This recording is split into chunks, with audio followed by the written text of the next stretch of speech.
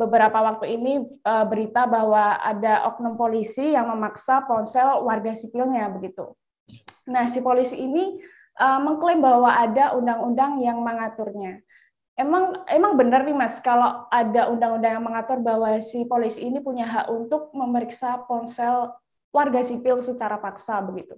Silakan Mas Angga. Oke, terima kasih Mbak Sila. Mudah-mudahan tema kacamata hukum kali ini memberikan beberapa gambaran yang penting dalam artian memang masyarakat di luar sana sering keluar sosialisasi dengan teman-teman yang lain, terus kemudian tidak cukup kemungkinan juga nanti akan ketemu rekan-rekan kepolisian yang sedang patroli.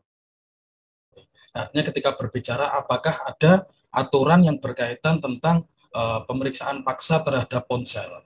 Sebenarnya begini, yang perlu kita pahami bersama adalah aparatur kepolisian itu memang diberikan kewenangan oleh undang-undang untuk menjaga Kamtibmas. Ya, memang benar mereka diberikan amanah undang-undang untuk itu. Akan tetapi kewenangan tersebut itu diawasi secara ketat agar mereka tidak melakukan pelanggaran-pelanggaran kepada masyarakat sipil yang tidak memiliki kekuatan apapun. Untuk itu salah satu pengawasan tersebut adalah adanya surat tugas. Dan surat tugas inilah yang wajib sekali lagi kami tekankan wajib ditunjukkan pertama kali ketika teman-teman atau rekan-rekan kepolisian itu sedang melakukan gelar operasi. Ini yang paling penting harus ditunjukkan adalah surat tugas. Karena apa? Jadi begini, logikanya adalah begini.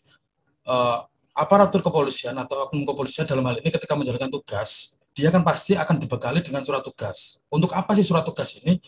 Untuk apa sih anggota-anggota kepolisian ini keluar? Tujuannya untuk apa sih? Dan ini semuanya dijelaskan dalam surat tugas tersebut. Nah, ketika di dalam surat tugas tersebut tidak ada klausa atau tidak ada tugas yang menyatakan termasuk untuk melakukan penggeledahan atau upaya pembacaan terhadap ponsel, saya rasa sampai detik ini tidak ada aturan khusus terkait pemeriksaan paksa atas ponsel seseorang. Gitu, Mbak Sila. Baik, berarti memang oknum polisi ini ketika memang melakukan pekerjaannya ada surat tugasnya ya, Mas Angga ya? Berarti memang dalam peraturan Kapolri atau mungkin ada SOP gitu, kalau dibenarkan nggak sih Mas kalau misalnya si polisi ini memeriksa ponsel warga sipil karena ada kondisi tertentu, misalnya memang ada tindakan pidana begitu, apa boleh?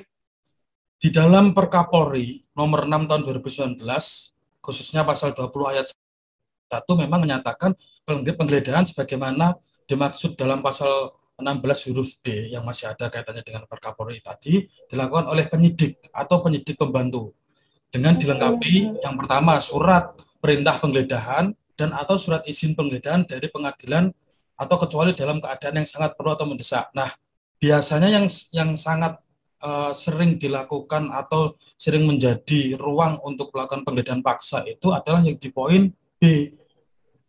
Kenapa dalam keadaan memaksa ini penyidik mempunyai kewenangan? Ingat, dalam hal ini yang boleh untuk melakukan penggeledahan di tempat adalah penyidik. Nah, artinya ya kuncinya adalah penyidik, bukan polisi umum. Kalaupun ada polisi umum yang kebetulan saat itu sedang patroli terus kemudian ada dugaan adanya pelanggaran atau dugaan tindak pidana, misal katakanlah dalam suatu kawasan tertentu terjadi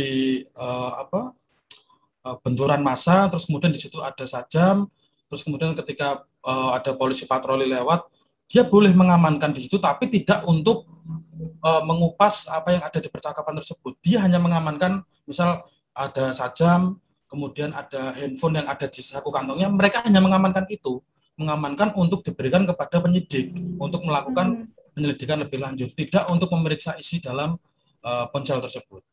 Begitu, Mbak Sila. Baik, berarti memang untuk memeriksa ponsel warga sipil itu memang ranahnya penyidik ya Mas ya, dan itu karena kategorinya penggeledahan ada suratnya sendiri begitu, ketika memang bukti-bukti ada potensi tindak pidananya. Kalau nggak bisa kalau ketika oknum polisi yang misalnya hanya patroli itu langsung misalnya melakukan memeriksa ponsel warga sipil ini secara paksa, harus dari penyidiknya ya Mas ya, Mas. Ya Mas betul. ya. Yang ditakutkan kan begini.